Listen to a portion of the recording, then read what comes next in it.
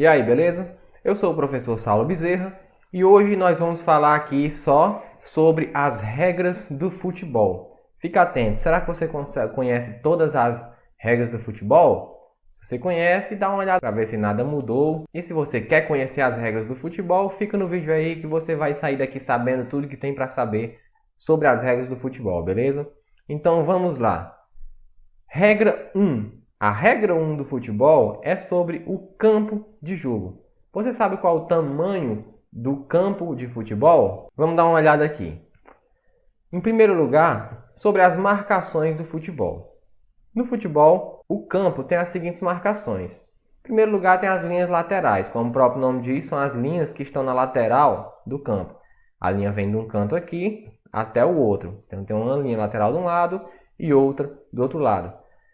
No fundo, essa linha aqui, que vem de uma ponta à outra, ela é chamada de linha de fundo ou linha de meta. E no centro eu tenho uma linha aqui do mesmo tamanho da linha de meta, chamada de linha central.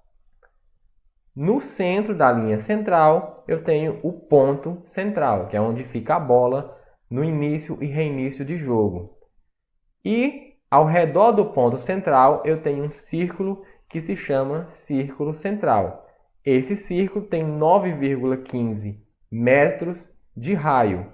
Por que 9,15 metros de raio? Porque essa medida, na verdade, é em pés. Já que o jogo foi institucionalizado na Inglaterra, como a gente viu na aula passada, lá eles utilizavam o modelo de pés e não de metros. Então, eles criaram as medidas do futebol em pés.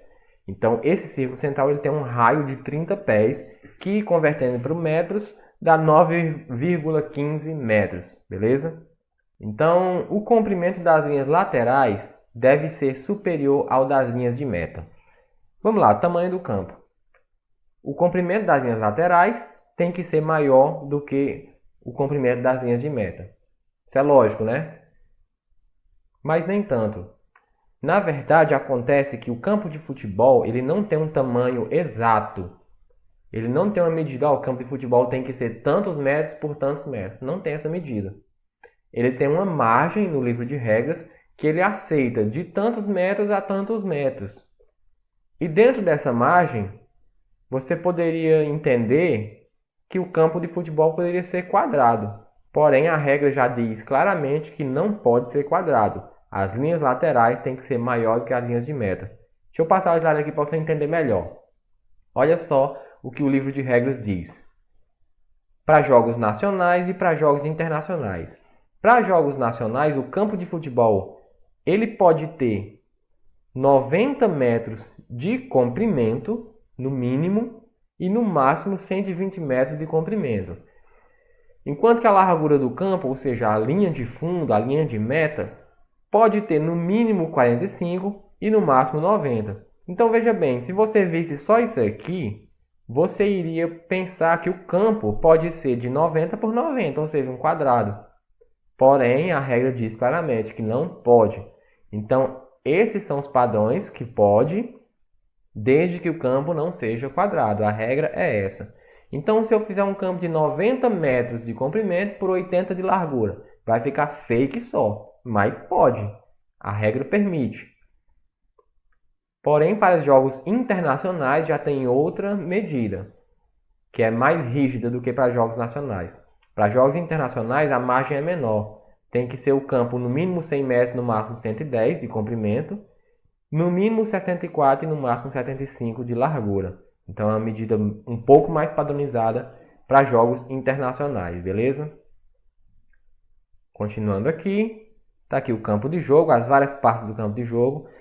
Vamos começar aqui pelo canto do escanteio. No canto do escanteio tem essa areazinha que é chamada de área de canto, que essa área de canto tem 1 metro de raio, beleza? E aí a gente tem aqui a pequena área, como as pessoas chamam, pequena área e grande área. Beleza, as pessoas chamam assim, mas o nome certo é, a pequena área se chama área de meta, e a grande área se chama área penal. Então, a gente tem aqui a área de meta, a área penal, um semicírculo à frente da grande área, que é a área penal, Para que serve esse semicírculo? Veja bem, quando alguém vai cobrar um pênalti, coloca a bola aqui em cima do ponto penal. E os jogadores adversários têm que ficar a uma distância de, no mínimo, 9,15 metros da bola, do ponto penal. Então, se eles ficarem dentro desse semicírculo, eles vão estar perto da bola. Então, eles não podem ficar dentro da grande área, na cobrança de pênalti, e nem dentro desse semicírculo, para poder respeitar a distância de 9,15 metros da bola. A mesma coisa do círculo central. A função dele é essa. É para quando for ser cobrado o tiro de centro aqui, os jogadores adversários não ficarem a menos de 9,15 metros da bola, que no caso é o raio do círculo. Beleza? Então a gente tem aqui uma área de meta que possui 5,5 metros da linha de fundo para a linha da frente da área de meta, 5,5 metros da trave até essa linha aqui, ó, 5,5 daqui para cá, 5,5 daqui para cá. Mesma coisa, 5,5, 5,5, formando a área de meta. E a área penal, que é a grande área, começando daqui da trave, são 16,5 metros até aqui e 16,5 metros até aqui. Mesma coisa do outro lado. Beleza? A meta do futebol possui duas traves de 2,44 metros de altura e um travessão de 7,32. Ou seja, é uma meta bem grande. É bem difícil de um goleiro defender a bola aí nela. As pessoas acham que é fácil, porque vê na televisão não parece tão grande, mas é porque o goleiro é grande. Quando você olha o tamanho da meta de futebol, é enorme. Para você defender alguma coisa ali, é bem difícil. Regra 3, os jogadores. Você pode estar pensando, e a 2? Na verdade, esse número aqui, regra 1, regra 3, é o número que tem no livro de regras do futebol, lá no site da CBF. Inclusive, eu vou colocar o link aqui na descrição do vídeo, se você quiser ver o próprio livro de regras oficial da CBF. Lá tem regra 1, regra 2, regra 3, eu estou colocando aqui o mesmo número de lá, porém eu não vou botar todas as regras. Eu vou colocar as mais importantes, as que você precisa saber. Porque tem algumas regras que é uns detalhes técnicos que é mais para quem está ali trabalhando com aquilo mesmo que vai precisar saber. Mas, vamos lá, a regra 3 é sobre os jogadores. Na regra 3 a gente tem dizendo que os titulares são no mínimo 7 e no máximo 11. Como assim? Normalmente, um jogo de futebol são 11 titulares, que é um goleiro e 10 jogadores na linha, e esse é o máximo permitido. Porém, pode ser jogado com menos jogadores. Se eu quiser jogar um jogo de futebol com um jogador no gol e 6 na linha, ok. É o mínimo permitido, 7 jogadores. E quanto aos jogadores reservas, o livro de regras deixa claro que o regulamento da competição vai definir quantos jogadores reservas tem, sendo que deve ser respeitado um mínimo de 3 reservas e um máximo de 12 reservas. Vai depender do regulamento da competição. Tem muita coisa no livro de regras de futebol que deixa para o regulamento da competição. Então algumas coisas variam, por exemplo, no Campeonato Brasileiro é de um jeito, na Copa do Brasil é de outro jeito, na Libertadores é de outro jeito, não vai depender de cada competição. Então, o número máximo de substituições em competições oficiais é 5 e deve ser estabelecido pela FIFA, confederações e associações nacionais, exceto para as competições das respectivas principais divisões de ambos os gêneros, masculino e feminino, inclusive nas competições internacionais de clube, nas quais os números máximos de substituições é 3. Resumindo, preste atenção para você não se confundir. Aí diz que o número máximo de substituições em um jogo oficial é de 5 substituições. Aí você pode pensar, mas não é 3? Preste atenção no resto. Exceto para as competições das respectivas principais divisões de ambos os gêneros. Ou seja, a divisão principal de uma competição vai ter 3 substituições no máximo. Outras competições pode ter até 5. Por exemplo, competição sub-17, competição sub-20. Algumas competições que não são a principal podem ter até 5. Qualquer competição que não seja a categoria principal pode ter até 5 substituições, porém a categoria principal é no máximo de 3, como está explicado aí, beleza? Algumas considerações importantes. Substituição extra, ou seja, o time já fez as 3 substituições, mas o jogo foi para a prorrogação. Na prorrogação pode ser feita uma 4ª substituição? O livro de regras diz que o regulamento da competição é que vai dizer isso, se pode ou não pode. Em relação ao retorno de jogador substituído, um jogador começa como titular e no meio do jogo ele é substituído. Depois ele pode voltar de novo, se o time ainda tiver mais uma substituição para fazer.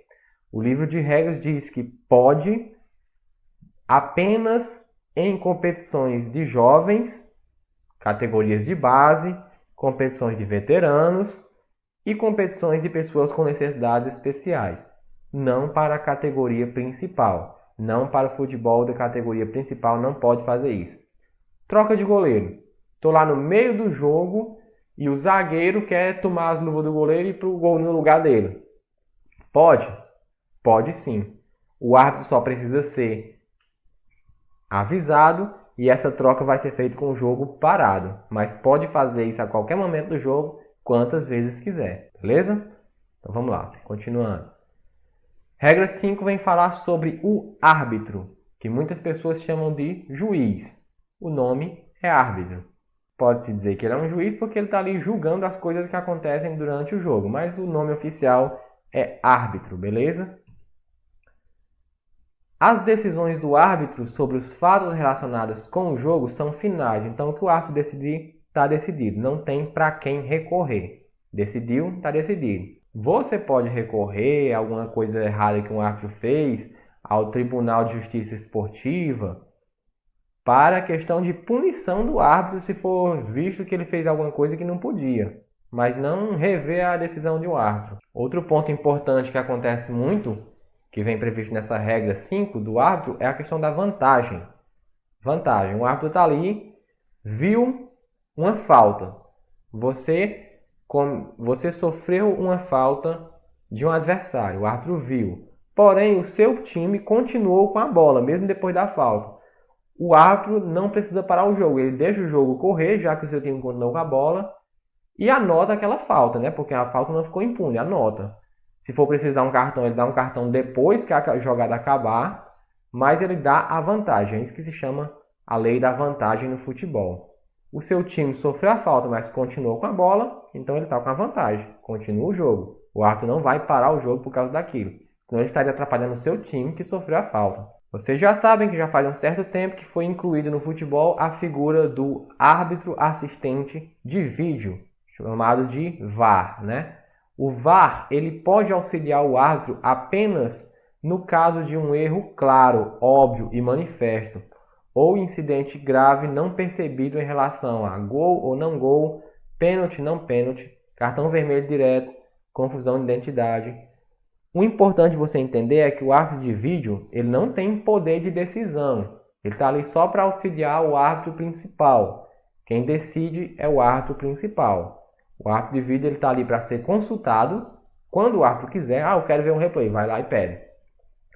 Ou ele pode chamar o árbitro principal para mostrar, como no caso que você viu aqui, em erro claro, óbvio, manifesto, incidente grave não percebido. Nesse caso, o árbitro pode chamar, o árbitro de vídeo pode chamar o árbitro principal para mostrar, teve um erro aqui. Mas mesmo assim, ele só vai chamar e mostrar. Ele não vai decidir nada, ele não vai mudar a decisão nada. Quem decide é o árbitro principal do jogo. Beleza?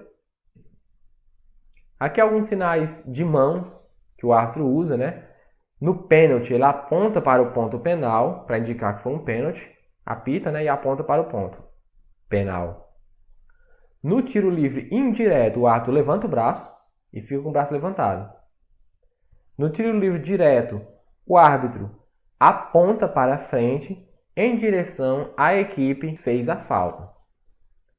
Na vantagem, o árbitro ergue os dois braços para indicar que vai seguir o jogo.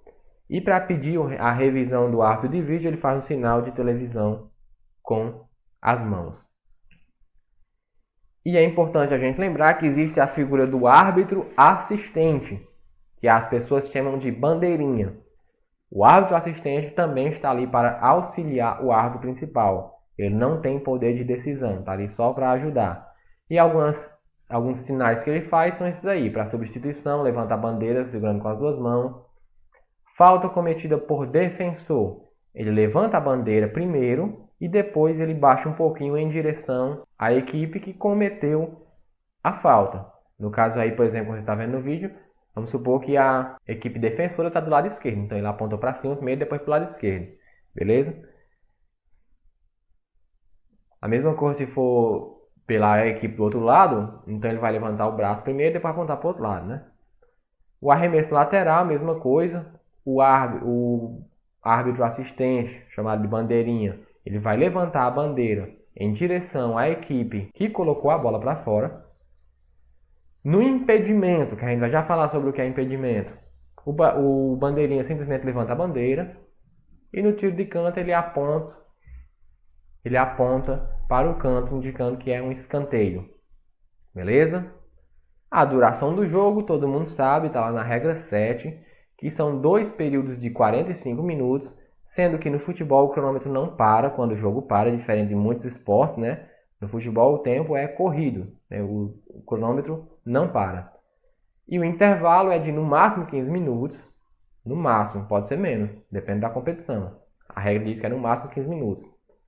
E na prorrogação, aqueles 2 tempos que tem se o jogo continuar empatado, e se precisar desempatar, porque nem todo jogo tem que desempatar, mas se terminar empatado e tiver que desempatar e for para a prorrogação, o intervalo da prorrogação é de 1 minuto. E em cada período do jogo tem acréscimo. Nos 2 períodos normais, nos 2 períodos da prorrogação, se o árbitro percebe que o jogo parou muito, ele dá uns minutos de acréscimo para compensar um pouco. Certo que não compensa muita coisa, né? Mas está previsto na regra e é cumprido. Todo jogo tem acréscimo. Você nunca vê um jogo sem acréscimo. Início e reinício de jogo. Sempre é no ponto central com a bola lá em cima, né? O início do jogo, como o próprio nome está dizendo, é quando é a primeira vez que a bola vai rolar no jogo. E reinício são vários. Tem o início do segundo tempo, tem o início da prorrogação, tem quando um time leva um gol, vai reiniciar lá no centro. Então, o início e reinício do jogo é feito com um tiro de saída. Que o tiro de saída é lá no ponto central. A equipe que venceu o sorteio no início do jogo, ela escolhe o que ela quer. Ela escolhe se ela quer ficar com o lado do campo que ela achar melhor ou se ela quer iniciar com a bola. É aquela coisa, não sei se você já brincou disso, jogando bola no meio da rua, quando vai começar o jogo, o menino pergunta pro outro, e aí, bola ou campo? Que quem fica com a bola não escolhe o campo, e quem escolhe o campo não fica com a bola. É a mesma coisa aqui, a equipe que ganha o sorteio escolhe, bola ou campo. O que você quer? Você quer escolher o lado do campo ou quer ficar com a bola? Um ponto importante é a questão do gol de tiro de saída, que vale. Se um atleta chutar do centro direto para o gol e for gol, vale. Isso acontece muito, já aconteceu várias vezes. Acho importante ressaltar também que no futebol é diferente do futsal, que no futsal a bola tem que sair para frente. No futebol, não. No futebol a bola sai para qualquer lado. E lembrando que no tiro de saída, como você pode ver aqui na imagem, ó, os jogadores, antes da bola rolar, tem que ficar todos no seu campo. Então os jogadores de um time branco aqui no caso tem que ficar desse lado e os do time azul aqui tem que ficar desse lado. Isso aqui já passou porque com certeza a bola já rolou, né? Mas enquanto a bola não rolar, cada um fica do seu lado. E sendo que o time que não está saindo com a bola não pode entrar no círculo. O outro time pode. Mas o time que não está saindo com a bola não pode entrar no círculo central. Beleza? Bola em jogo e fora de jogo é muito simples, mas a gente tem que falar também porque vários esportes diferenciam, né? Mas no futebol, a bola está fora de jogo quando ela transpuser completamente uma linha de meta ou linha lateral pelo chão ou pelo alto. Então ela não sai só se ela tocar no chão, ela pode sair pelo ar. Às vezes acontece, eu já vi, por exemplo, um escanteio sendo cobrado que você nem percebeu que a bola saiu, porque o cara cobrou o escanteio e a bola caiu lá dentro da área. Mas o árbitro marcou que a bola saiu, porque na verdade a bola fez uma curva. A bola, quando o cara chutou, a bola saiu do campo e voltou para dentro. mas saiu, né? Porque a regra diz que não importa se sair pelo ar ou pelo chão, a bola está fora. A bola é considerada fora também quando o jogo foi interrompido pelo árbitro, quando tocar em um oficial de arbitragem, permaneça no campo do jogo e uma equipe inicia um ataque prometedor, a bola entra diretamente em uma das metas ou a posse da bola passar para outra equipe. É um ponto importante. Você já deve ter visto de um jogador chutar a bola e bater no árbitro durante o jogo. E aí, a bola é considerada fora? Saiu? Depende do caso. Se a bola bateu no árbitro, mas não atrapalhou o jogo, segue o jogo. Agora, como está dizendo aí, se bateu no árbitro e a outra equipe tomou a bola, atrapalhou o jogo, aí para o jogo. E aí o jogo vai ser reiniciado. Beleza? Dando a posse de bola para a equipe que estava com a bola, lógico. Então vamos lá, continuando. Resultado de um jogo, regra 10. É simples, né? Um gol marcado, a gente sabe que é quando a bola ultrapassa completamente a linha de meta por entre as traves e por baixo do travessão. Isso é um gol. Como a gente vê aqui, olha só. Não é gol. Aqui, ó. A bola não entrou completamente. Muitas vezes as pessoas se confundem com isso. Ah, foi gol. Só é gol se entrar completamente. Se ficar um pedacinho em cima da linha, não é gol. E aí, continuando. A equipe que marcar o maior número de gols durante a partida será a vencedora. Simples. Critério de desempate. Lembrando, se a competição exigir que o jogo não pode acabar empatado. Porque a maioria das competições hoje em dia não tem isso. Campeonato Brasileiro, por exemplo, o jogo pode terminar empatado. Mas se a competição exigir que o jogo não possa terminar empatado, então vamos para os critérios de desempate. E esses três são os 3 critérios permitidos segundo o livro de regras, que é a regra de gols marcados fora de casa. Por exemplo, imagine que vai jogar 2 times, Ceará contra São Paulo. E acontece 2 jogos. O primeiro jogo é no Ceará, o segundo jogo é em São Paulo. Aqui no Ceará, o Ceará ganhou de 2-1. Lá em São Paulo, o São Paulo ganhou de 3-2. Então ficou uma vitória para cada time. Em relação a gols, cada time marcou 4 gols, porém o Ceará marcou 2 gols fora de casa, enquanto que o São Paulo marcou só 1 gol fora de casa. Então, por esse critério de desempate, o Ceará seria o campeão. A maioria das competições utiliza os 3 critérios de desempate, né? Por exemplo, vai pelo primeiro, que é a regra dos gols marcados fora de casa, e se mesmo assim continuar empate, vai para a prorrogação, que são 2 períodos de 15 minutos, e se mesmo assim continuar empate, vai para a cobrança de tiros livres desde a marca penal, que é o que a gente chama de pênaltis, né? Vai para a cobrança de pênaltis. Na cobrança de pênaltis, o procedimento é simples. Vai vir os 2 árbitros para cá para acompanhar.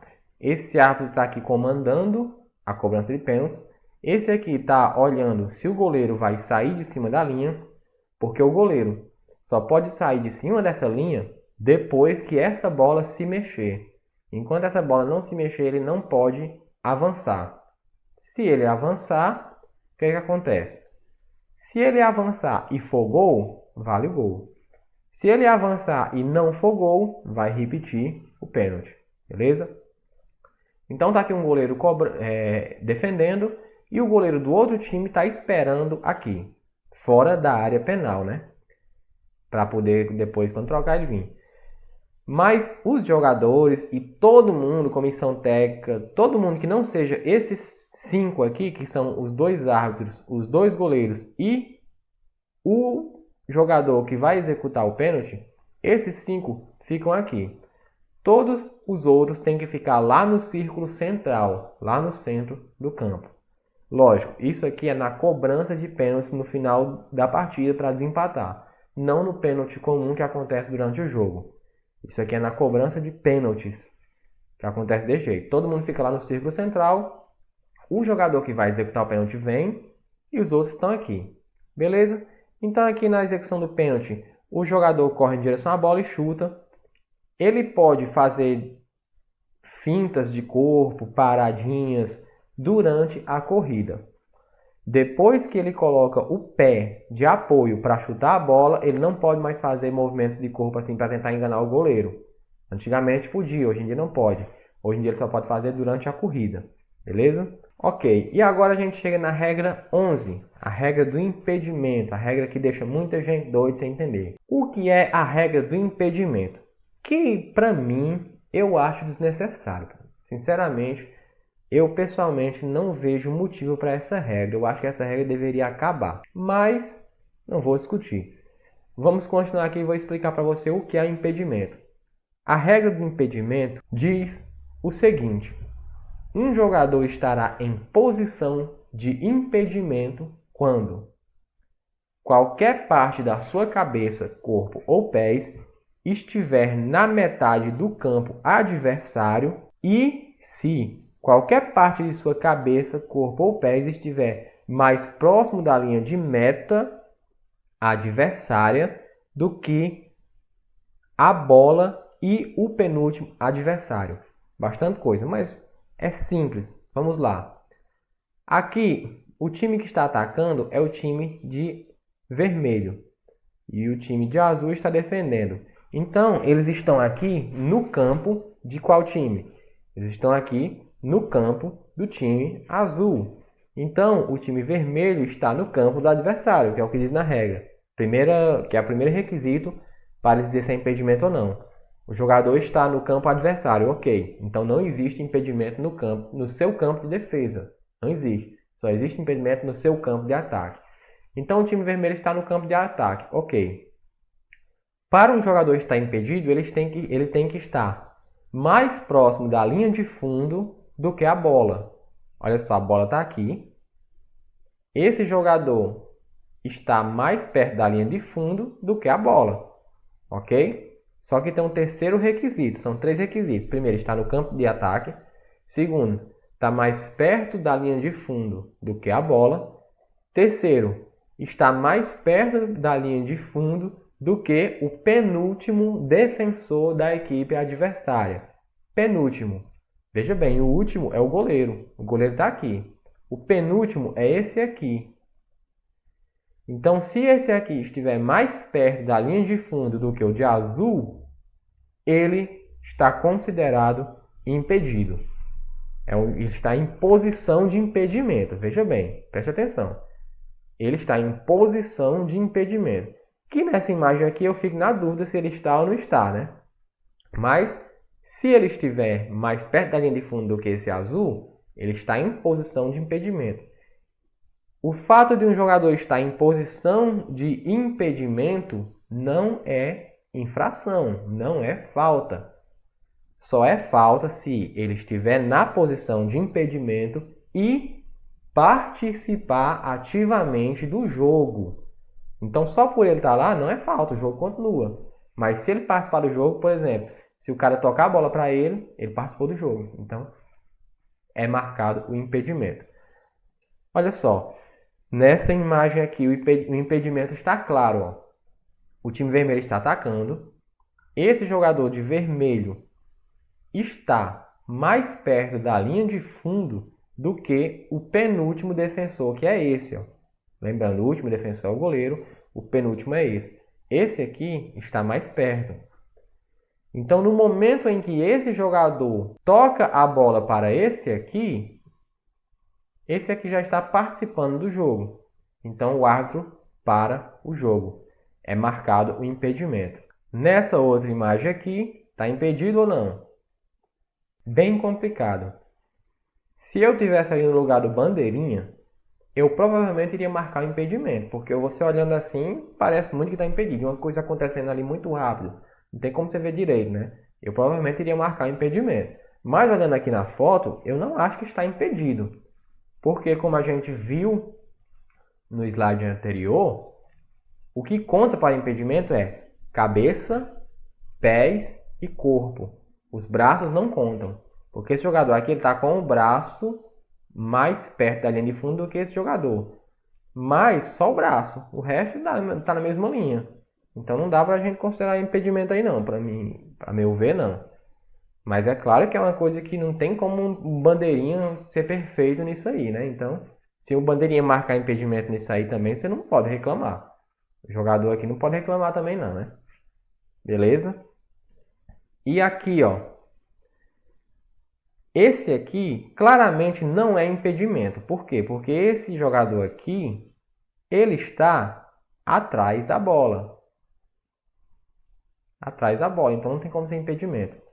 Lembrando, ó, que esse jogador aqui, ele está na frente, mas ele pegou a bola lá atrás. Então, se ele pegou a bola atrás e ele chegou aqui, ele não está em impedimento. Preste atenção. Só estaria impedido se ele já estivesse lá quando a bola fosse para ele. Se ele pegou a bola atrás e correu para lá, não é impedimento. E se ele tocar para esse aqui, não é impedimento também, porque ele está atrás da linha da bola. Beleza? Então, a infração de impedimento quando o jogador em posição de impedimento participa ativamente do jogo. É o que eu já expliquei para você. Não há infração de impedimento quando o jogador recebe a bola diretamente de um tiro de meta. Então, se um jogador está em posição de impedimento, mas ele recebeu a bola vindo do tiro de meta, não é impedimento, não conta. Ou de um lateral, ou de um escanteio, que é o tiro de canto. Em nenhum desses três casos existe impedimento. Beleza? Regra 12 vem falar de faltas e incorreções. As faltas no futebol, elas são punidas com um tiro livre direto, ou com um tiro livre indireto, ou com um tiro penal. O tiro penal é o pênalti. O tiro livre direto e indireto a gente vai falar um pouquinho daqui a pouco, beleza? É importante você lembrar disso. A falta é a infração que o jogador cometeu.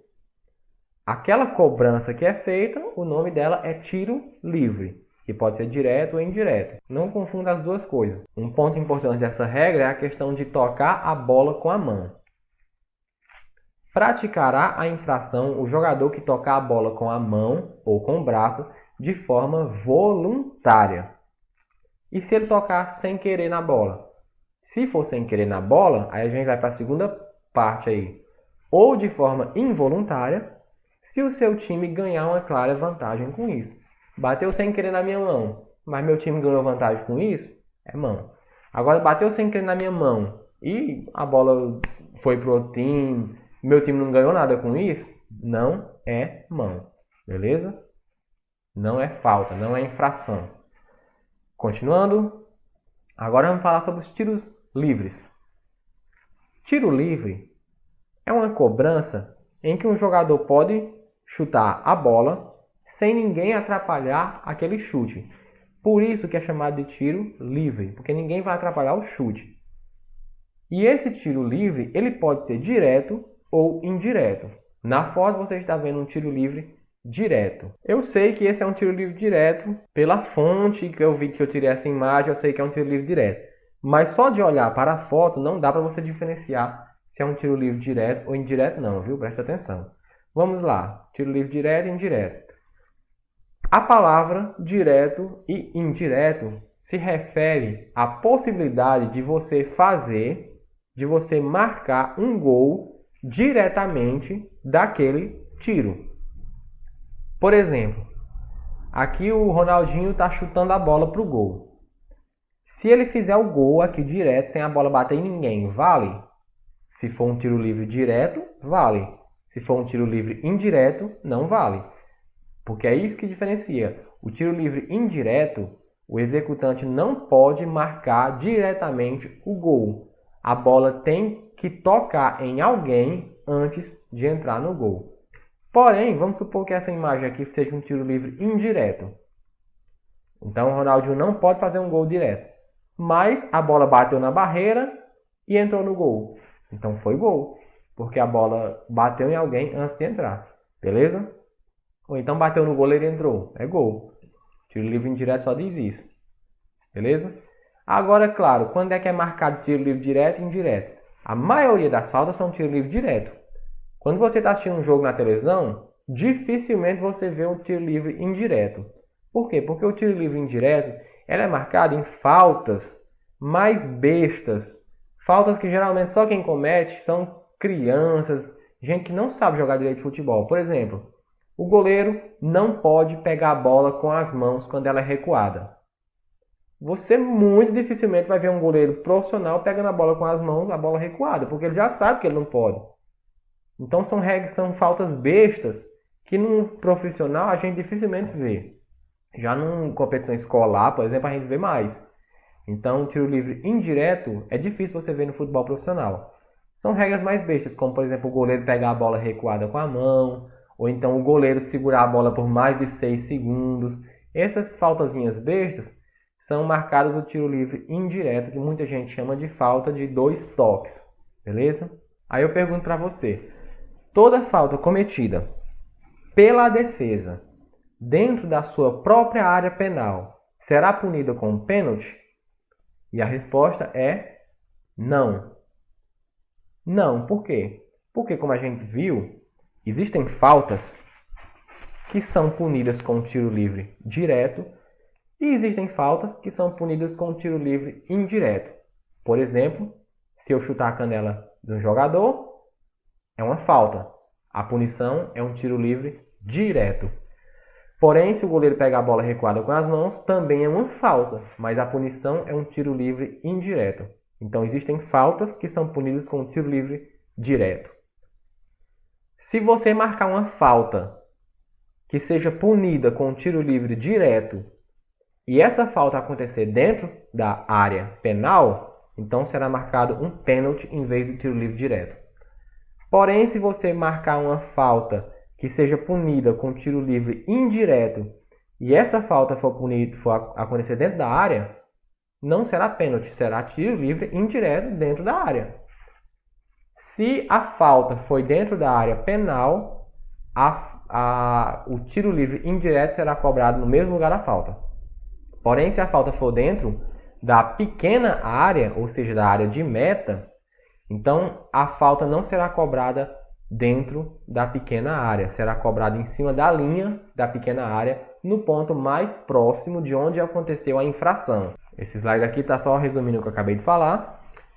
E aqui um exemplo, olha só, de uma infração que foi cometida dentro da área de meta, e aí o tiro livre indireto vai ser cobrado em cima da linha. Lembrando que no gol não pode ser marcado diretamente, então geralmente o que os jogadores fazem é um vem para cá e rola a bola para que o outro possa chutar. Mas lembrando que a partir do momento que a bola rolar, todos os jogadores podem correr atrás da bola. Se ele quiser chutar direto para o gol, pode. Mas se for gol, não vai valer. Mas se ele chutar para o gol e a bola bater em alguém e entrar, então vai valer. Beleza? Tiro livre, tanto direto quanto indireto, a bola tem que estar imóvel, ou seja, ela tem que estar parada no chão. Os adversários têm que estar no mínimo a 9,15 metros da bola. E fora da área penal, não é nos casos vistos no slide anterior. É um erro aí, presta atenção. É fora da área penal quando a falta é dentro da sua própria área penal. Por exemplo, um jogador atacante fez uma falta no goleiro. Então o goleiro vai cobrar aquela falta dentro da área penal dele, né? Então os adversários não podem ficar dentro da área penal nessa cobrança. E quando 3 ou mais jogadores de uma equipe defensora formarem uma barreira, os jogadores da equipe atacante devem manter uma distância mínima de 1 metro dessa barreira. Olha só essa regra que foi incluída recentemente nas regras do futebol. Antigamente, até o ano passado eu acho, acontecia de a equipe fazer uma barreira na hora da cobrança do tiro livre e um jogador da equipe que está cobrando o tiro livre entrar na barreira para atrapalhar. Não pode mais. Se tiver 3 ou mais jogadores da equipe defensora formando a barreira, os jogadores da equipe atacante têm que ficar no mínimo a 1 metro dessa barreira. Não pode mais se enfiar no meio dela para atrapalhar, como era feito. Beleza? Regra 14 é o tiro penal, é o pênalti. O pênalti, no pênalti a bola deve estar imóvel na marca penal, né? O executante deve ser claramente identificado. No tiro livre direto, ou seja, na cobrança de falta, como as pessoas chamam, às vezes acontece ficar 3 pessoas lá para enganar a barreira para eles não saberem quem vai chutar, né? Enganar. No pênalti não pode. No pênalti tem que identificar quem é que vai chutar. O goleiro, como eu já falei, deve permanecer sobre a linha de meta até o momento que a bola rola. E todos os jogadores, exceto o executante e o goleiro, devem encontrar-se a pelo menos 9,15 metros da marca penal. Como eu falei lá no começo do vídeo, é por isso que tem aquele semicírculo na frente da grande área. Eles têm que ficar atrás da marca penal, ou seja, eles não podem ficar lá perto da linha de fundo. E eles têm que ficar dentro do campo do jogo também, eles não podem ficar fora, né? E eles têm que ficar fora da área penal, lógico. Beleza? Então, vamos lá, continuando. Finta ilegal. Eu até já falei para vocês, o jogador antes fazia muito aquela enganada no pênalti, né? A paradinha. Hoje em dia não pode, hoje em dia você só pode fazer finta durante a corrida. A partir do momento que você pede apoio para chutar a bola, você não pode mais fazer finta no pênalti. Beleza? O arremesso lateral. No futebol, o arremesso lateral acontece assim. O executante deve ficar em pé, de frente para o campo do jogo, ter parte de cada pé sobre a linha lateral ou no chão fora do campo de jogo, ou seja, ele só não pode colocar os pés dentro do campo. Se ele estiver pisando na linha do campo, pode. E se estiver fora, pode. E ele tem que lançar a bola com as duas mãos por cima da cabeça. É regra isso. E não pode ser marcado um gol diretamente, lógico, mas não sei marcar um gol com as mãos do lateral. Estranho, né? Agora, se eu jogar lateral e a bola bater no goleiro e entrar, é gol. Beleza? Os adversários devem estar a pelo menos 2 metros de distância no arremesso lateral. Tiro de meta é quando a bola sai pela linha de fundo e quem colocou a bola para fora foi um jogador da equipe que está atacando. Então, é quando é marcado um tiro de meta. Um gol pode ser marcado diretamente do tiro de meta. O procedimento é o seguinte: a bola tem que estar imóvel dentro da área de meta. Geralmente eles colocam na linha, né, da área de meta porque é melhor, fica mais longe da linha de meta. Mas pode ser em qualquer lugar dentro da área de meta. Pode ser executado por qualquer jogador da equipe, não precisa ser o goleiro. E os adversários têm que estar fora da área penal, que é a grande área. Beleza? E um gol pode ser marcado diretamente. Então, se o goleiro chutar no tiro de meta e a bola entrar no gol do adversário, é gol. Beleza? E a regra 17 vem falar para a gente sobre o tiro de canto, comumente conhecido como escanteio. No tiro de canto, quando é marcado? Quando a bola sai pela linha de fundo, sendo que quem colocou para fora foi um jogador da equipe defensora. Um gol pode ser marcado diretamente. Então, se eu chutar um escanteio e a bola entrar no gol sem bater em ninguém, é gol. Inclusive, é conhecido popularmente como gol olímpico. Procedimento: a bola tem que estar imóvel na área de canto, que é essa areazinha aqui, né? Esse semicírculo que a gente viu lá no começo do vídeo. E os adversários têm que estar a 9,15 metros da bola. Bom, e o que eu tinha para falar para vocês sobre futebol é isso. Eu espero que você tenha gostado desse vídeo e continue acompanhando o canal aí que eu estou sempre postando vídeos novos, beleza? Então até o próximo vídeo e valeu!